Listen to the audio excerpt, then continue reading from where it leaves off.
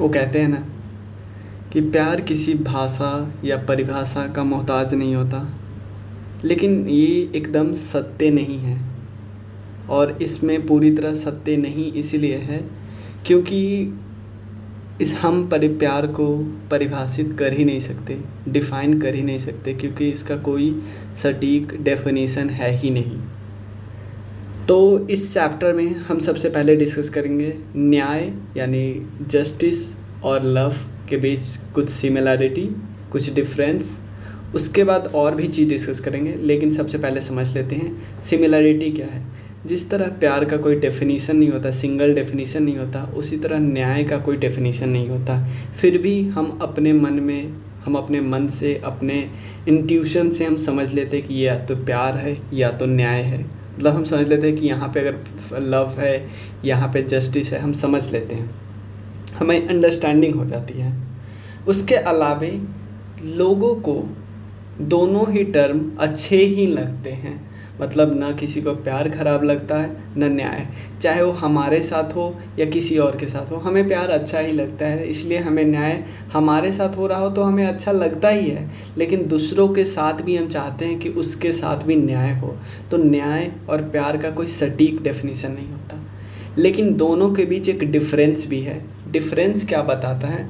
Difference बताता है कि प्यार सिर्फ हम उन्हीं लोगों से करते हैं जिनको हम जानते हैं या जो हमसे बहुत क्लोज होते हैं। लेकिन न्याय की बात जब आती है तो हम समझते हैं कि समाज में सबको थोड़ा ना थोड़ा न्याय मिलना ही चाहिए। क्लियर?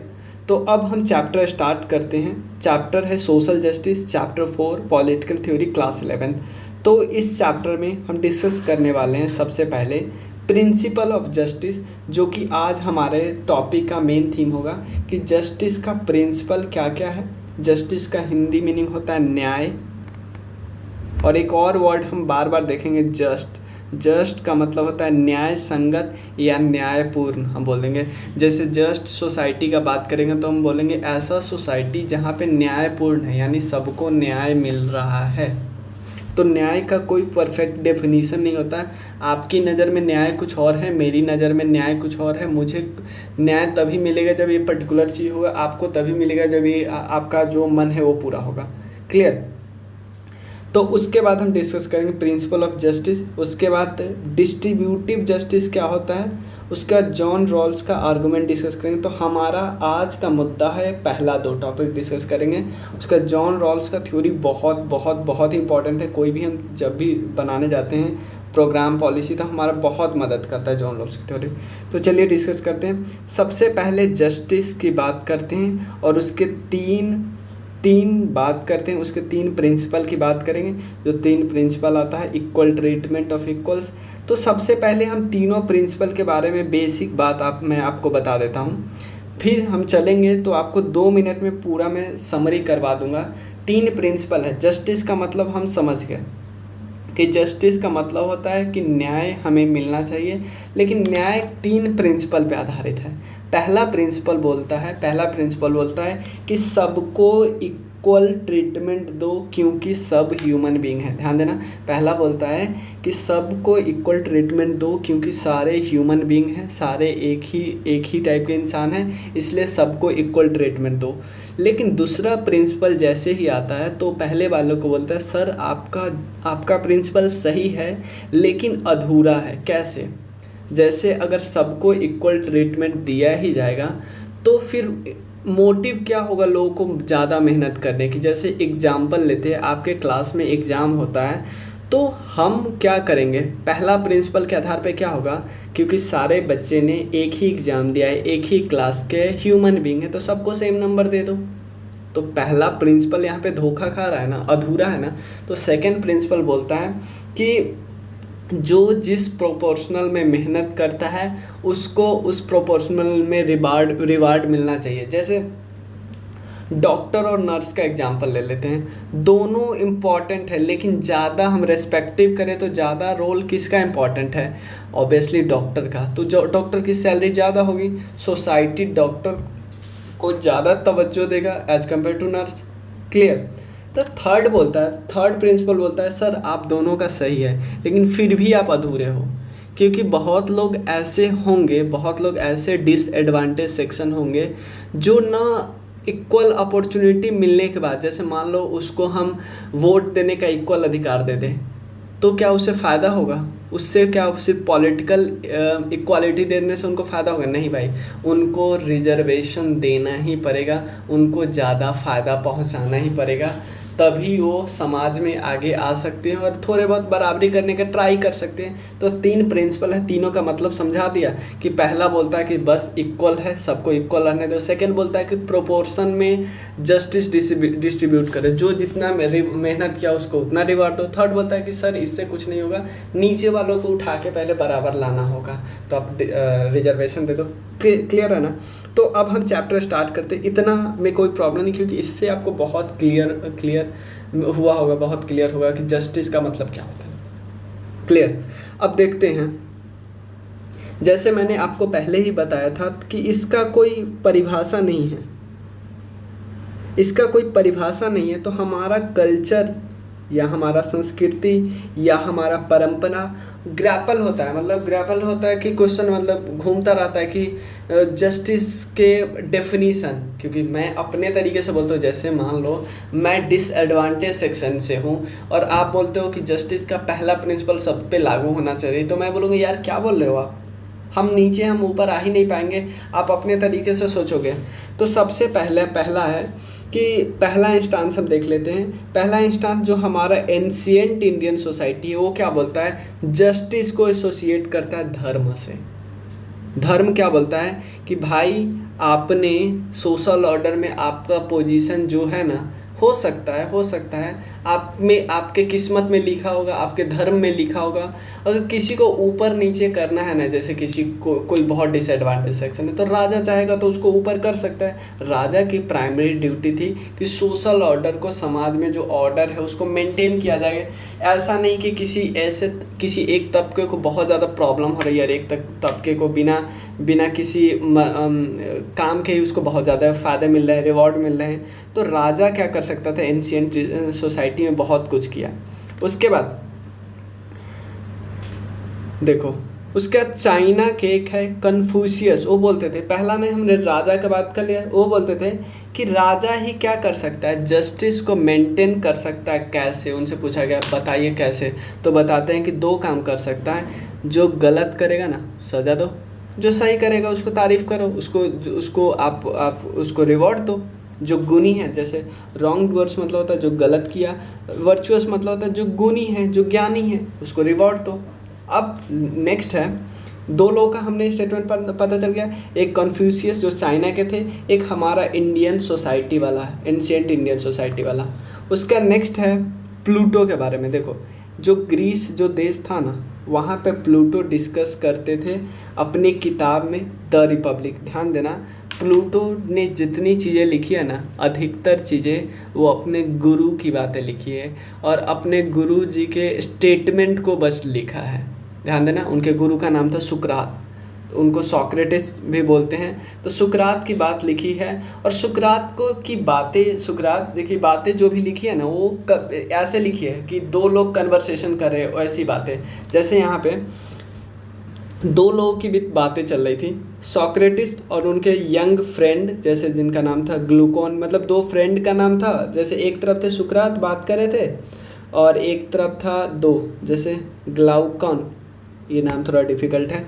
तो प्लूटो देखो, अब यहाँ पे पूछ रहे थे, जैसे मान लो यहाँ पे जो यंग पीपल थे वो पूछ रहे थे सोक्रेटिस से, सुकरात के दोस्त सुकरात से पूछ रहे थे कि आप बताइए जस्ट कैसे है, मतलब why be should be just, हमें क्यों जस्ट होना चाहिए, हमें न्याय संगत होना ही क्यों चाहिए। बहुत डिफ़िकल्ट क्वेश्चन पूछ रहे हैं कि हमें, और उनके दोस्त सुकरात को बोलते हैं कि देखिए हमने देखा है समाज में कि जो न्याय संगत नहीं होते हैं, जो अन्यायपूर्ण काम करते हैं वो बहुत बढ़ चढ़ते हैं, मतलब जो करप्शन का काम करते हैं वो सोसाइटी में बहुत आगे चले जाते हैं, पैसा वैसा उनको हो जाता है।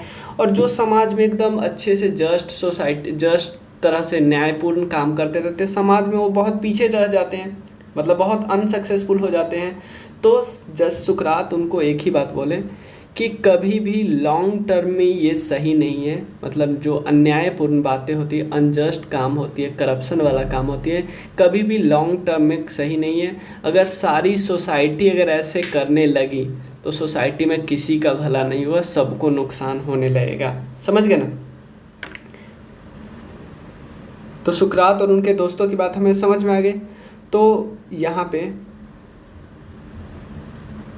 देखो, तो Socrates clarified that we need to understand clearly what justice mean and in order to figure out why it is important to be just।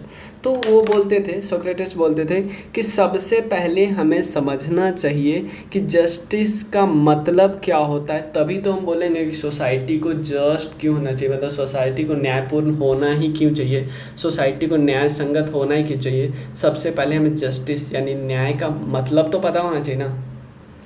तो यहाँ पे सबसे आसान भाषा में बोलते हैं, बहुत आसान लैंग्वेज में बोलते हैं, एक लाइन बोलते हैं कि wellbeing of all people. Simple बोलते हैं, he explain that justice does not only mean doing good to our friend. नहीं भाई, सिर्फ अपने दोस्त के लिए अच्छा करेंगे, अपने जान पहचान वाले के लिए अच्छा करेंगे, इससे नहीं होगा। और हार्म टू एनिमी नहीं भाई।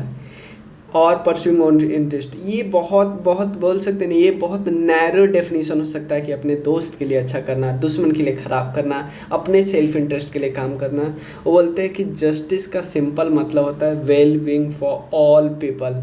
मतलब just as a doctor is concern with the welfare of wellbeing. जैसे जैसे यहाँ पे बताया जा रहा है कि जैसे डॉक्टर किसके लिए काम करते हैं, अपने पेशेंट के लिए, और रूलर अपने इंसान के लिए, अपने पीपल के लिए। तो यहाँ पे क्वेश्चन होता है कि हम क्यों करें लोगों के लिए। देखो, दो लोगों की बात चल रही ना, सोक्रेटिस और उनके जो फ्रेंड थे।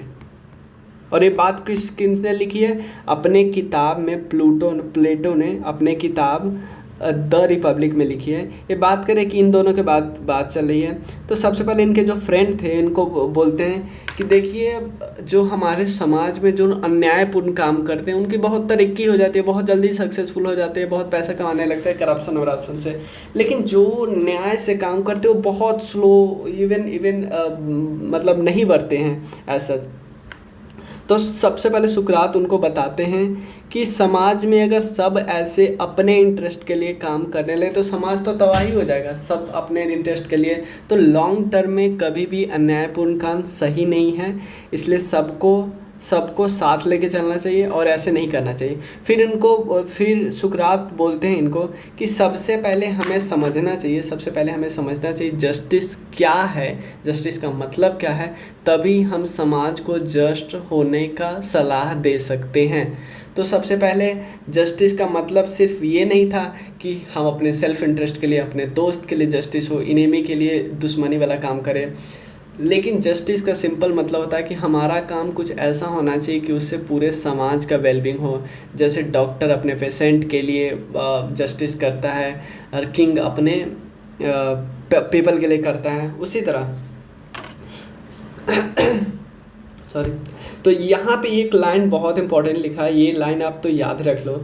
जस्टिस का मतलब होता है ensuring the wellbeing of the people include giving each person his due. Due का मतलब होता है उनकी जो ज़रूरत होती है, मतलब कि उनको जो चाहिए ही चाहिए, मतलब उनको चाहिए। जैसे मान लो मैं इंडिया में निवास करता हूँ, इंडिया में रहता हूँ, तो सरकार की कुछ जिम्मेदार मेरी भी बहुत बनती है, लेकिन सरकार की भी जिम्मेदारी बनती है कि मेरे लिए कुछ करे। तो जो उनका ड्यू बनता है मेरे लिए, मतलब मेरी भी कुछ हिस्सेदारी है, सरकार मेरे लिए भी कुछ करे, यही होता है। कि वेलबिंग का मतलब होता है कि जो मेरी ड्यू है वो सरकार चुकाए। समझ गए ना? सरकार चुकाए, क्योंकि मैं ह्यूमन बीइंग हूँ और इस पर्टिकुलर देश का निवासी हूँ। कोई प्रॉब्लम नहीं इतना। The idea that justice involve giving each person his due continue to be important part of our present day understanding of justice. Obviously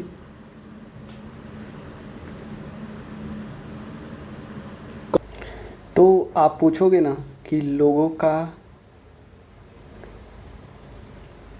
हाँ क्या कर्ज है, क्या ड्यू है, तो इमानुअल कांत जो थे, एक जर्मन फिलोसफर है, वो सिंपल एक बात बोलते हैं कि जो ड्यू है वो है डिग्निटी। क्योंकि ह्यूमन बीइंग है, उनको डिग्निटी तो चाहिए ही चाहिए, उनको अपनी डिग्निटी तो चाहिए ही चाहिए। यानी उसको डिग्निटी ग्रांट करना सबका हक होता है, मतलब सबका हक होता है कि मुझे डिग्निटी मिले ही मिले। तो यहाँ पर बताया जा रहा है कि justice required that we give due, जो कर्जा है एंड, और कर्ज क्या है कि हम सारे समाज के सभी लोगों का, इवन चाहे किसी कास्ट, रेस, रिलीजन, सेक्स का हो, हमें सारे इंडिविजुअल को इक्वल कंसीडर करना है और सबको डिग्निटी देनी है। ठीक है ना, क्लियर है। अब 3 प्रिंसिपल क्या क्या है वो हम डिस्कस कर लेते हैं। 3 प्रिंसिपल यानी सबको क्या देना है, सबको, क्योंकि सारे ह्यूमन बीइंग हैं तो सबको इक्वल कंसीडर करना है। तो 3 प्रिंसिपल क्या है? 3 प्रिंसिपल, पहला प्रिंसिपल हमने बताया था कि देखो, there might be a broader agreement in modern society about equal important to all people, it is not a simple matter to decide how each person is due. देखो, हम सिंपल बोल देंगे कि जैसे मान लो ड्यू का सिंपल मतलब होता है, जैसे मान लो कोई लोअर तबका का लोग है, कोई डिसएडवांटेज सेक्टर है, तो उसका कर्ज ज़्यादा होगा, सरकार को ज़्यादा काम करना होगा, उनके लिए ज़्यादा कर्ज उनका अदा करना पड़ेगा, यानी रिजर्वेशन उसको देना पड़ेगा। नॉर्मल पीपल को कोई रिजर्वेशन नहीं, यानी नॉर्मल पीपल का ड्यू कम है। क्लियर है ना? तो सबसे पहला प्रिंसिपल है, one of the principle is that principle of treating equals equally, कि समाज में सारे इक्वल्स है। सारे इक्वल्स का मतलब क्या है? समाज में अगर सब बराबर है, बराबर इन द सेंस कि सारे ह्यूमन बीइंग है, तो सबको इक्वल कंसीडर करो ना। क्यों आप ऊपर नीचे करते हो किसी एक बेसिस पे? तो वही तो इक्वल कंसीडर हम दो किए हैं, तो हमारे संविधान में झलकता भी है। जैसे therefore they deserve equal right and equal treatment deserve करते हैं, क्योंकि सब इक्वल है, सब ह्यूमन बीइंग हैं, तो डिजर्व करते हैं ना, equal right, equal treatment deserve करते हैं। तो हमारे समाज में जो भी बहुत सारे जो पॉलिटिकल राइट दिए गए हैं, ऐसे ही दिए गए हैं, चाहे वो राइट टू लाइफ हो, सबको मिला है, right to liberty, right to property, या पॉलिटिकल राइट टू वोट, या जो पॉलिटिकल प्रोसेस होता है इलेक्शन कॉन्टेस्ट करने का, ये सबको बराबर मिला है। क्लियर है? यहाँ पे बताया जा रहा है, apart from equal right the principle of treating equals equally would require the people should not be discriminated. जैसे मान लो आपने राइट टू वोट दे दिया, लेकिन आप किसी और फील्ड में क्या कर सकते हो? डिस्क्रिमिनेट करते हो, कास्ट, क्लास, रेस, जेंडर के बेसिस पे, तो ये क्या होगा? इक्वल ट्रीटमेंट नहीं ना हुआ। इक्वल ट्रीटमेंट नहीं हुआ, तो इक्वल ट्रीटमेंट भी जरूरी। जब जैसे आपने सबको राइट टू वोट दिया, तो अगर आपसे कोई एसोसिएशन बनाने की या मान लो कि कुछ और बनाने की, या ज़मीन खरीदने की, या कुछ बिल्डिंग बनाने की आपको रिक्वेस्ट करता, तो आप ऐसे नहीं देखोगे भाई तुम्हारा कास्ट क्या है, रेस क्या है, रिलीजन क्या है, ये सब नहीं देखोगे। There should be judged on the basis of their work, उनके काम पे जज करो, उनके एक्शन पे जज करो। इस बेसिस पे जज नहीं करो कि कहाँ से बिलोंग करते हैं, किस कास्ट, किस रिलीजन से बिलोंग करते हैं। क्लियर? जैसे चाहे वो स्टोन तोड़ते हो या पिज्ज़ा डिलीवर करते हो, या तो इन दोनों को सेम रिवॉर्ड मिलना चाहिए अगर दोनों सेम काम करते हैं। ऐसा नहीं कि मेल को आप 100 रुपीज़ दे दो सेम काम करने के लिए, फीमेल को आप 70 रुपीज़ दे दिया करो, जो कि अनफेयर और अनजस्ट है। ठीक है ना? अनफेयर का मतलब है कि वो फेयर नहीं है, ऑब्वियसली उसका उल्टा ही है, और अनजस्ट का मतलब है न्यायपूर्ण नहीं है, न्याय संगत नहीं है, अन्याय है। और अगर मेल टीचर को ज़्यादा सैलरी मिलता है, ये भी अन्याय है। तो ये तो हुआ कि इक्वल्स को इक्वली ट्रीट करो और इक्वली ट्रीट करो और सब कुछ इक्वली लागू होगा उन पे, लेकिन इससे काम बनने वाली नहीं है। यहाँ पे मैं बोल रहा हूँ सेकेंड प्रिंसिपल जो है, सेकेंड प्रिंसिपल सिंपल बताता है कि equal treatment not only principal of justice. नहीं हो सकता भाई, नहीं हो सकता। जैसे यहाँ पे बताया जा रहा है कि इक्वल ट्रीटमेंट भी कभी कभी, या बोल सकते हैं कि we might feel that treating everybody equally would be जन अनजस्ट। ऑब्वियसली आपके क्लास में एग्ज़ाम हुआ, सबको सेम मार्क्स कैसे मिलेगा? आप बोलोगे कि सारे ह्यूमन बींग हैं, सारे एक एग्ज़ाम दिए, सारे एक क्लास में, इसलिए सबको सेम मार्क्स दे दो। भाई अनफेयर नहीं हो जाएगा? जो बच्चा ज़्यादा मेहनत किया तो उसको ज़्यादा रिवॉर्ड तो मिलना ही मिलना बनता है ना। Obviously how for instance would you react if it is decided in, देखो यहाँ पे, have you might think it would be more fair if a student are awarded more according to the quality of answer paper. होना ही चाहिए। यहाँ पे justice ये वाली हो जाएगी ना कि भाई उसने ज़्यादा मेहनत किया, उसको तो ज़्यादा मिलना ही चाहिए, क्योंकि यहाँ पे जस्टिस और फेयरनेस यही कहलाता है। तो justice in such case would mean rewarding, मतलब आप उसको ज़्यादा रिवॉर्ड दो जिस प्रोपोर्शन में उसका स्केल और क्वालिटी ऑफ द एफर्ट है। तो यहाँ पे बोल रहा है कि प्रोपोर्शनेट जस्टिस, मतलब जो जिस प्रोपोर्शनेट में काम कर रहा है उसको उस प्रोपोर्शनेट में अवार्ड मिलना ही चाहिए, रिवॉर्ड मिलना ही चाहिए। क्लियर? जैसे मान लो एग्जांपल लेते हैं कि दो बात हम करते हैं कि दो काम हैं सोसाइटी के लिए, एक है डॉक्टर, एक है नर्स। तो डॉक्टर को के पास ज़्यादा स्किल है, ज़्यादा स्किल रिक्वायर होता है, तो भाई इसको ज़्यादा आपको जस्टिस यानी ज़्यादा तवज्जो मिलना ही चाहिए, सोसाइटी में ज़्यादा रिवॉर्ड मिलना ही चाहिए। लेकिन कभी कभी क्या होता है, सोसाइटी में ज़्यादा मेहनत वाले को काम ज़्यादा वेज नहीं मिलता है। जैसे स्टोन वर्कर का हम बात ले लें, या कभी कभी लोग इतने भयंकर जैसे माइनिंग में लोग काम करते हैं तो वहाँ पे ज़्यादा नहीं होती सैलरी। तो यहाँ पे बताया जा रहा है कि for justice in society the principle of equal treatment needs to be balanced with the principle of proportionality. पहला होना ही चाहिए प्रिंसिपल, लेकिन सेकंड प्रिंसिपल भी होना चाहिए। थर्ड प्रिंसिपल आ जाता है कि recognition of A special needs, कि भाई इन दोनों पहले दोनों प्रिंसिपल से काम नहीं चलेगा, आपको रिकॉग्नाइज करना ही होगा जो स्पेशल नीड्स के बारे में, जो स्पेशल नीडी है, मतलब जैसे जो डिसएडवांटेज सेक्शन से बिलोंग करते हैं, ST SC, क्योंकि उनको न एजुकेशन मिला न स्किल मिलेगा, वो उसी वहीं पे रह जाएंगे अगर उनको स्पेशल रिकॉग्निशन नहीं दिया जाएगा समाज के द्वारा।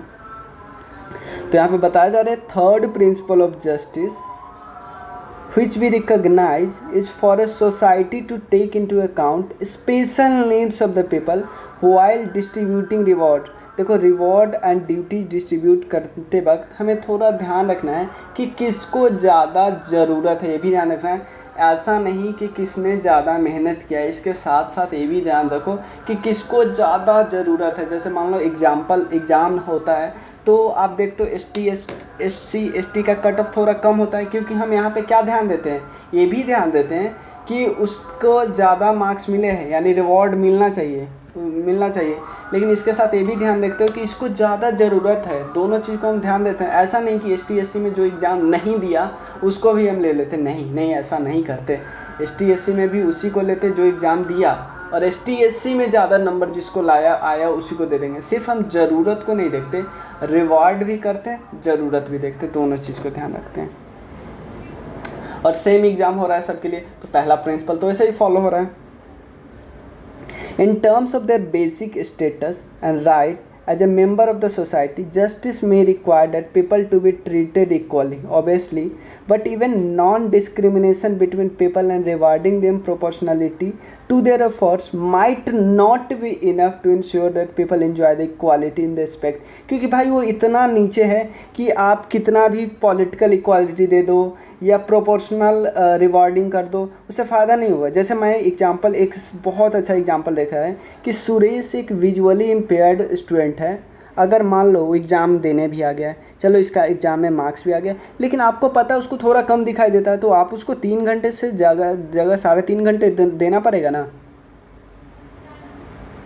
यही बात है कि जो थोड़ा डिसएडवांटेज सेक्शन है, किसी पर्टिकुलर फील्ड से है डिसएडवांटेज, तो उसको ज़्यादा टाइम देना होगा। सेम यही एग्जांपल दिया जाता है कि कोई बच्चा कमज़ोर होता है तो उसको मोरल उसका बूस्ट करने के लिए टीचर थोड़ा ग्रेस मार्क दे देते हैं, ठीक है ना। उसके बाद the principle of taking account of the special needs of the people does not necessarily contradict the principle of equal treatment, so as much as extended, because the principle of treating equals equally could imply that people who are not equal in certain important respect could be treated differently. यही ना बात हुआ। पहला हमारा principal क्या था? पहला principal था कि इक्वल को इक्वली ट्रीट करना है। ध्यान क्या बोला गया था कि सब अगर इक्वल है तब इसको इक्वली ट्रीट करो, लेकिन भाई जो थोड़ा डिफरेंट है तो उसका ट्रीटमेंट भी थोड़ा डिफरेंट होना चाहिए कि नहीं? सिंपल तो बात है।